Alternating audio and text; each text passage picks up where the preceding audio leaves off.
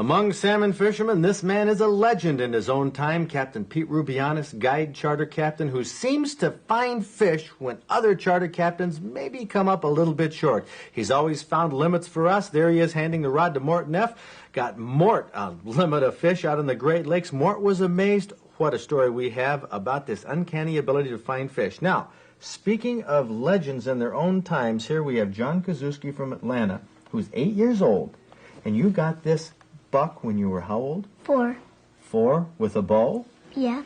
Hey, there's got to be more to that story. You have everybody's ears perked up, and John's going to tell you that story in just a few minutes. So you stay tuned. I'm Fred Trost. We're going to go fishing, hunting with John, have a great recipe and a lot more, because it's Thursday night, time for Michigan Outdoors. When the boats leave the pier heads at Ludington, they all look comparable, and most of them are. They're large enough to handle the Great Lakes. They have all the latest electronics, radios, depth finders. They all have rods, reels, and lures that are similar. Electric downriggers. The charter captains all have their licenses and adequate insurance coverage, and most of the charter captains are good fishermen. Some are excellent fishermen, and a few are uncanny in their ability to locate and catch fish. Now, an extraordinary fisherman who we've fished with a number of times is Pete Rubianis. Rough weather, calm weather, you name it, he's caught us limits of fish at all times of the year. Now, most of our trips, we've fished away from the pack, away from other boats, and Pete caught us limits. And Mort Neff said that Pete is the best captain he's ever fished with on the Great Lakes. And I've been asking why. What did Pete Rubianis find about fishing that makes him more successful?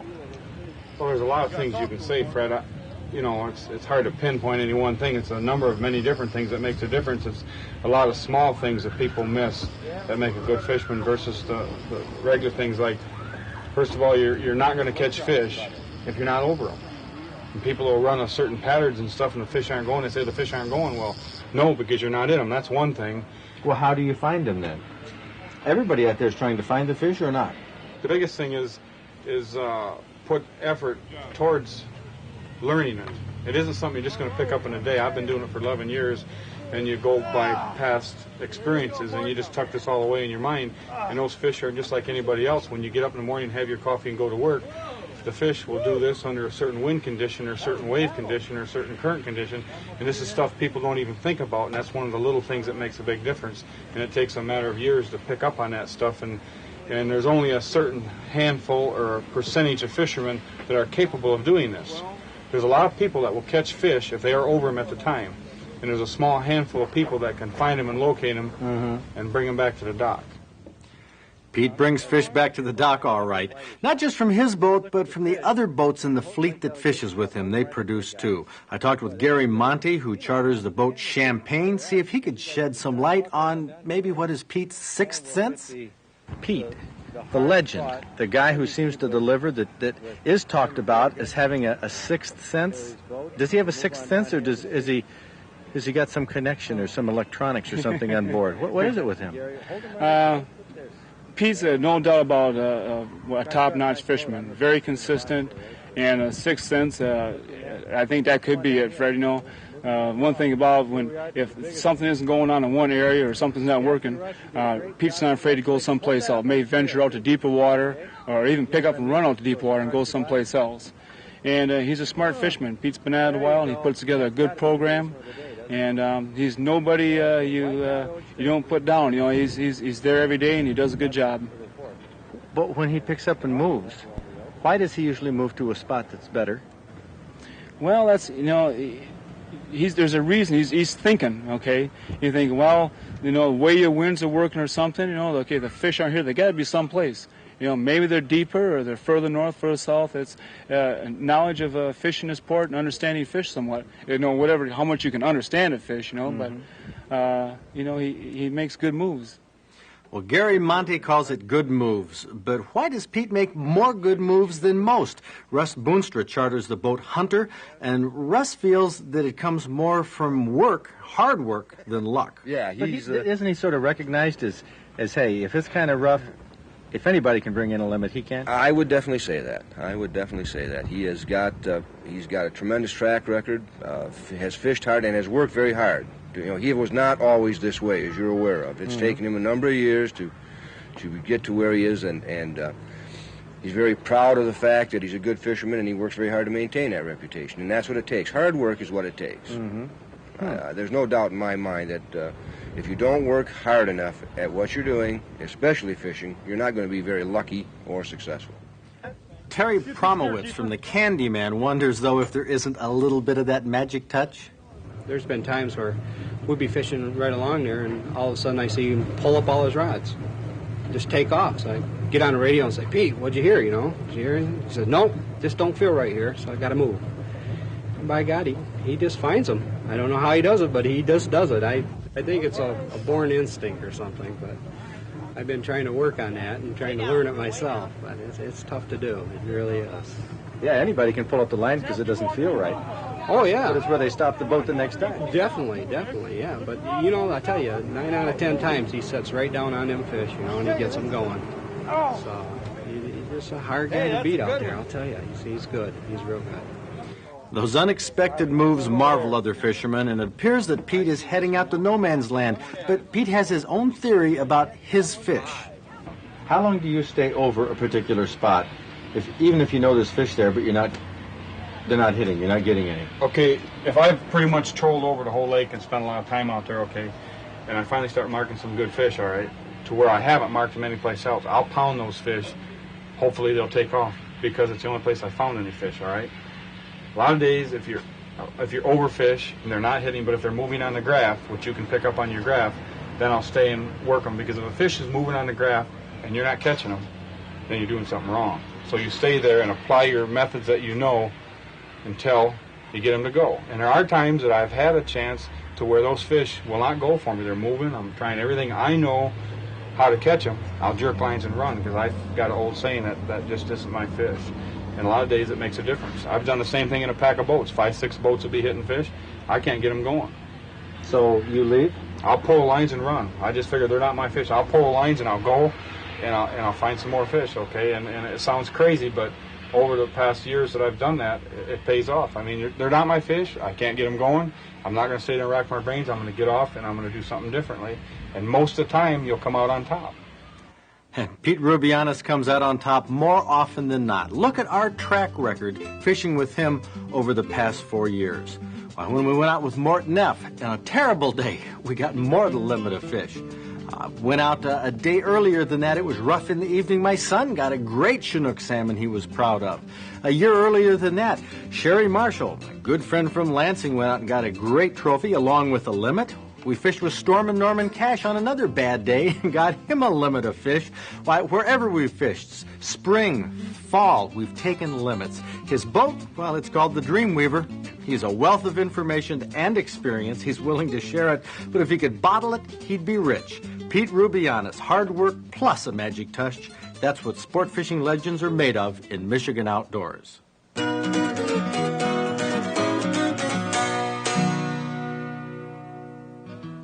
The number of hunters across the United States has doubled over the past 30 years.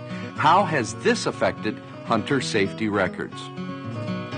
The number of accidental deaths involving sporting arms has dropped by a third, despite the growth in licensed hunters, a tribute to hunter education programs.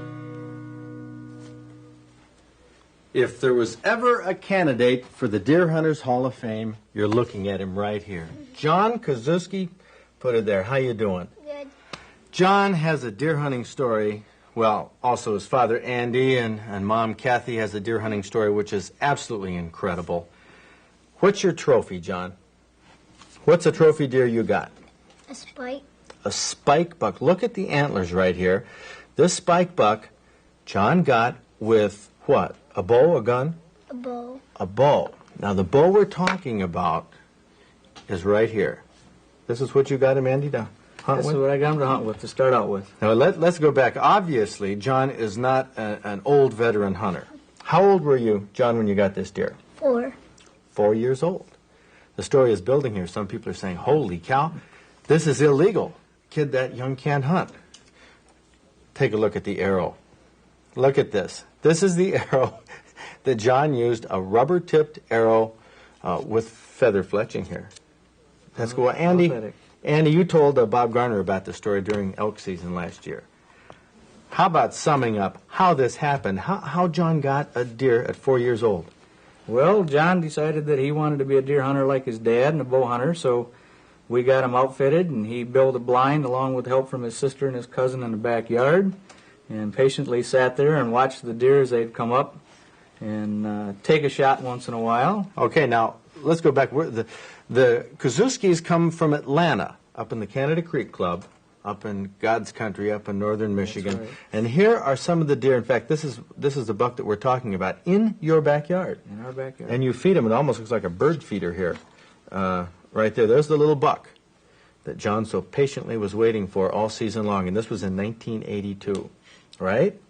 And this was just not too far away. And here's John's blind. And you say this is right by your driveway? Mm-hmm. So how often would you hunt? John, how? Almost every day. About every day you'd go out? Would your dad go out every day? No. You wouldn't? Just about. Just about. Okay. This was in 1982, and you were sitting in that blind, and what happened? Well, I waited there for a while, and the deer have to come across the back road to get to your feed pile there. Mm-hmm. And I was patiently waiting, and I waited for a shot, and I saw a spike. So I waited until he turned right, and he wasn't looking at me, and I drew back my bow, and I took a shot, and I hit it. You hit it with this arrow, with the rubber-tipped arrow. You saw this, didn't you, Andy? We watched it from the kitchen window. And he made a good shot. Of course, obviously, the deer was unhurt. But now, how do we explain the trophy? Well, after the event happened, the deer kept coming back to the feeder as the seasons progressed and as winter came along. And we watched out the window one day and watched him lose his last antler right by the feeder. We went out and were able to recover both of them. Both antlers, which were mounted, then this is a classy little mount. It was done by a friend of ours in Onaway. That's great. John, you take hold of that. I'll tell you what I'm going to do. You're going to be a lifetime member of our outdoors club, okay? And you got one of the last hats like that with that patch. Another thing, you can bring John up to the outdoor fair. We'd love to. Because I tell you why, we have a duck calling contest. And you folks haven't seen anything yet. John, here he is at 8 years old right now. Go ahead, give us a lesson in duck calling.